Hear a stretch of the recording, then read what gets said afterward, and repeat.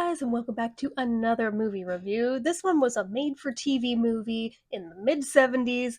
I had never heard of it before, and totally fell down a rabbit hole today of finding out this was one of a series of like 8 or 9 of these movies. I'm like, wait, say what? But the thing that caught my attention about Dawn Portrait of a Teenage Runaway is that it stars Jan Brady herself, Eve Plum, as the titular character, right?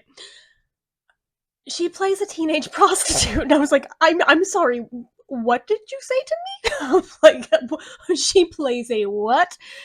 So, having heard mention of this, that this was like her breakout role away from the Brady Bunch, trying to get away from the squeaky clean image and everything, I was like, okay, let me see if I can find this online anywhere, because this sounds like something I need to see. Oh my god. And I found it on YouTube. If you want to see it, it's up in full on YouTube. There's actually a couple copies, but I think one's a partial.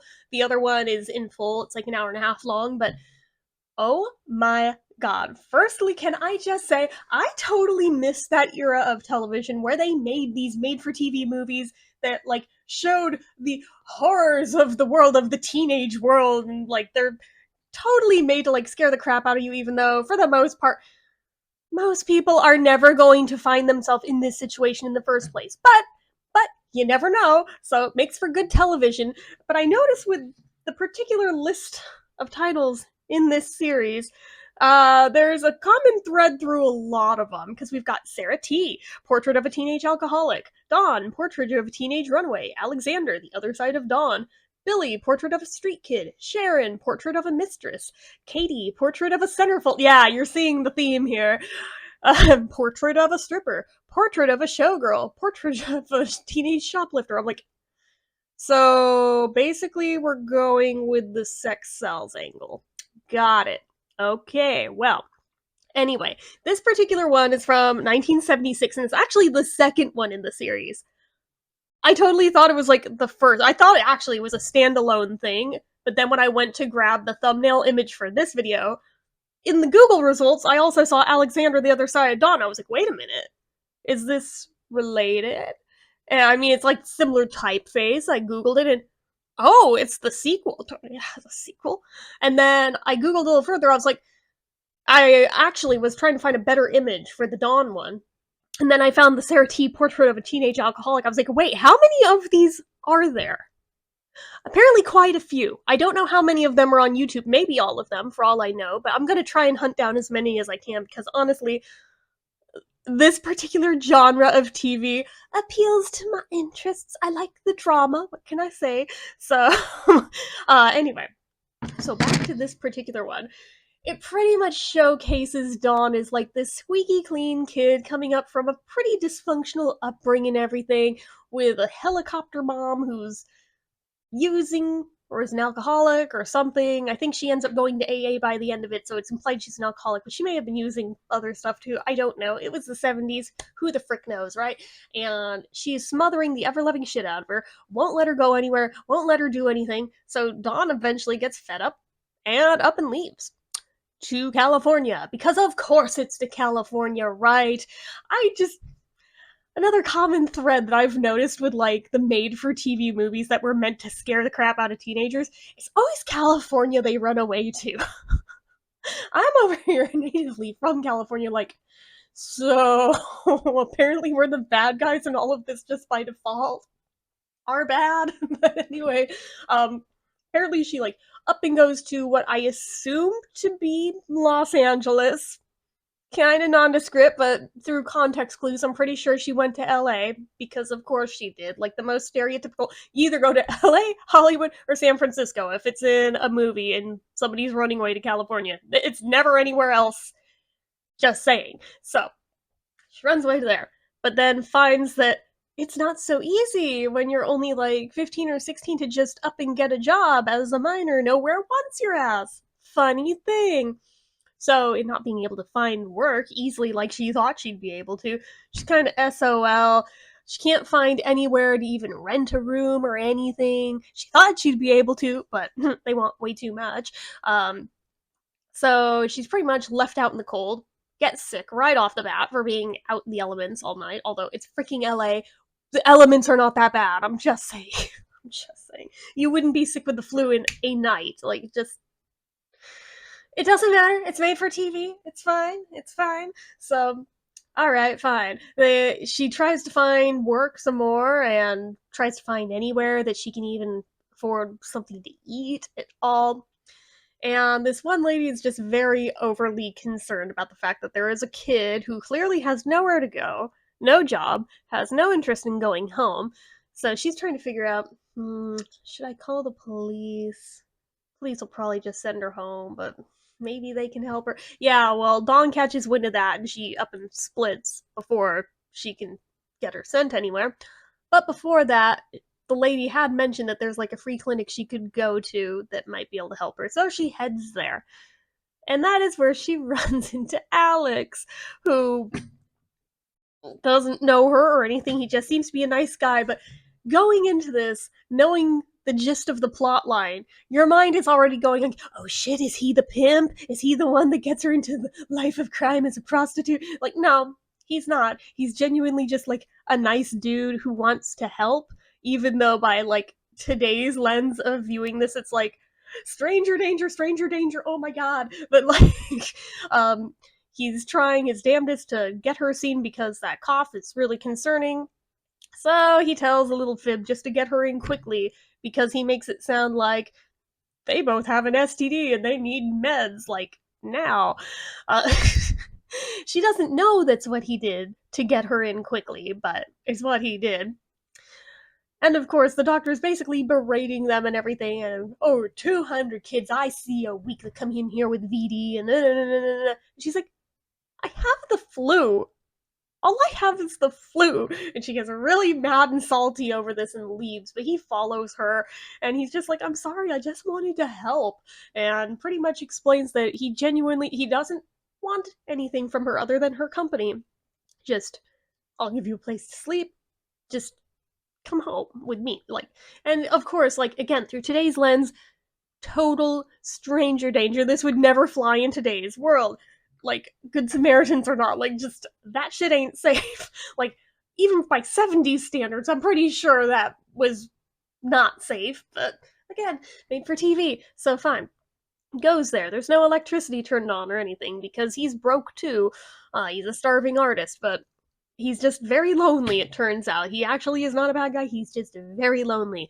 He is not after her for sex. He's like, I'll sleep on the couch, you take the I just didn't want to think of you on the street, basically.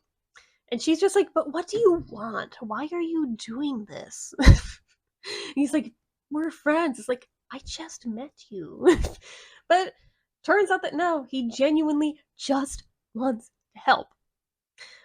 She insists she'll find work, she'll pay him back for everything. She wants to pull her weight, which, okay, commendable. It's the 70s, feminism, what do you expect? So, goes back out the next day, where she encounters the first LA hooker of the movie. And at that point, I'm thinking, is she too squeaky clean to know what this woman's real profession is? Or is she aware of it and she's just thinking, oh god, what have I gotten myself into?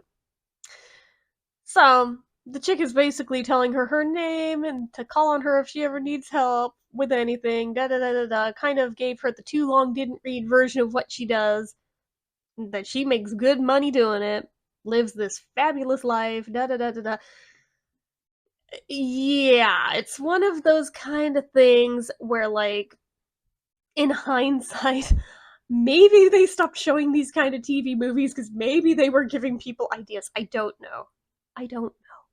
But regardless, like, um, yeah, it's a whole thing. She keeps trying to find work, keeps striking out left and right, keeps feeling guilty more so and more so. Um, so she eventually decides to try her hand at this on her own. Not with the pimp or anything. She just thinks she's gonna go pick up a guy at a pee-wee golf course of all freaking places, which, like, I'm sorry, that just, I know through today's skeptical lens, it strikes like, of course she'd go to a Pee Wee golf course, being only 15. Who would be there in the middle of the day if not a complete pedo, right? But like, Jesus Christ. It's like, it's so bad it hurts, but at the same time, I'm just like, I cannot believe they really just went there, but they really went there. And she picks up the dude, and he brings her back to a cheap motel because, of course, he sees right through her bullshit in like no time flat and realizes that you don't do this, do you? No. How old are you really? How long have you actually been at this? Yeah, I have a better idea. I'm in LA.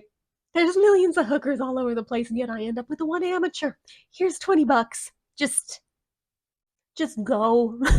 Just don't do this anymore. I have daughters your age. Knock it off. It's like interesting that he all of a sudden got on like a morality kick for somebody who is totally down with this idea like 5 minutes ago. But okay, whatever.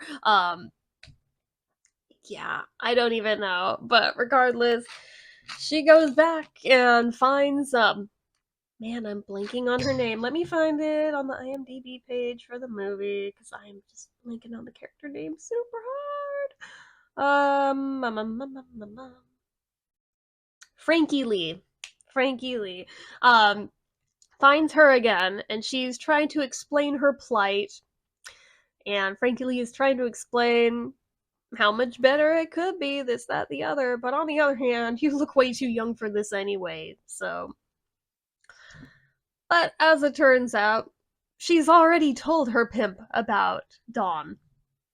Because I guess she saw right through her that, she's gonna end up one of us. Yeah, you'll see. You'll see. I know this type. I've seen their type before. She's only a few years older than her. It's really sad. But it's like, oh my god. It looks like she's played by somebody like 30 and she's only supposed to be like 18. It's like, oh my god. Anyway. Yeah, apparently life on the streets is rough. But anyway, the pimp comes in and he is not happy that she is like sitting down on the job. So Frankie Lee runs out to his car to try and explain and apologize, and you see him slap the ever loving shit out of her. It's like, oh god. It's like this just went from 0 to 100 real quick, but okay. But as it turns out, Dawn is hell bent on becoming one of them. So she finds her at the brothel and is trying to insist that this is what she wants to do. Yeah. And the pimp is sizing her up, trying to figure out if there's anything he can do with her, being so young and all, and that he has a clean rap sheet. He'd like to keep it that way. She's a minor. He doesn't want to get involved with that. But at the same time, he knows he could make good money off of that, too. So, he decides to take her on anyway. And he lays down the ground rules real quick. And it's made known that he is not a good guy. I don't think anybody would have mistaken him as such anyway. The girls get to keep all of 10%. 10% because he is offering them protection, even though he never seems to do any actual protecting other than bailing them out of jail. Yeah. Yeah. Which I'm sure he wouldn't even bother with if not for the fact that his free meal ticket is in jail if he doesn't bail them out. So, yeah, it becomes a whole thing, and she gets entwined in this world real quick, and it gets real ugly real fast, and you see this sweet little girl turn into a corrupt hooker very, very quickly, who turns cold and despondent and just doesn't care about anyone else. She's only looking out for number one. All she cares about is, the dollars.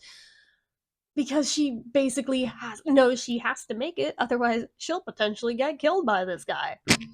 Yeah, it's like that. It gets real.